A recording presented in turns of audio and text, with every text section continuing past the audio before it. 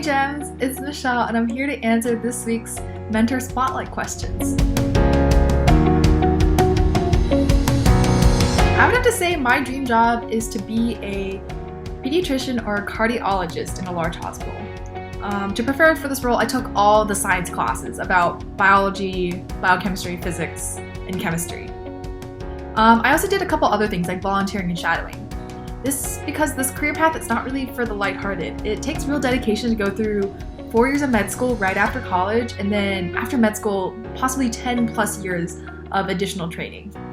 To commit to this long process and to make sure that I was really in it for the long haul, I shadowed a lot of doctors to see what the day-to-day job was like, and then volunteered in a cancer unit to understand the patient perspective. And you might be asking Michelle, like, aren't you a math major? Like, what does math have anything to do with any of these, like, biology things that doctors do? Well, math is actually not all numbers and shapes. A lot of math that I do in class actually involves explaining complex math problems.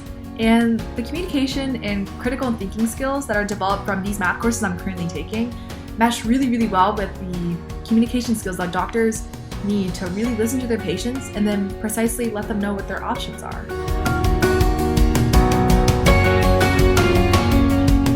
My favorite math topic has definitely got to be mathematical modeling. There are so many topics you could just take and then apply math to, model it. And then a discovery, like, oh my gosh, like this is the reason why it's doing this, or you can manipulate the variables so that you can discover something new. I guess a more down-to-home example of this would be, have you guys heard the expression flatten the curve? And seeing the two different graphs of like a really tall curve and then a like pancake-looking curve that's flat.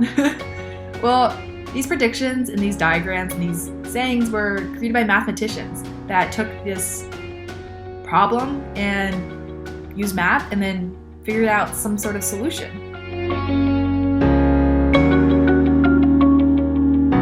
I would definitely say that I have set higher expectations for myself than others have for themselves. I remember in high school I took a calculus math class that was notorious for the really generous grading curve. You might be like, oh, that's great. But the grading curve was so generous because the class was really challenging. I remember I worked really, really hard to do well in the class. And I ended up scoring really close to perfect, even without the curve. And with that, I remember since I was scoring so high, I would be frustrated, like, not getting that 100, not getting that 99 at least. And eventually throughout the year, I just learned that it was enough. I was enough to understand the material just very well back and forth and be able to explain it to other people. And that the number on the paper doesn't really define success. I'd say that my favorite thing to do in isolation is to play the flute. I don't really play too seriously or in any bands in college, but it was something that was a really big part of my life in high school, and it's sort of nice to reconnect with that part of my life.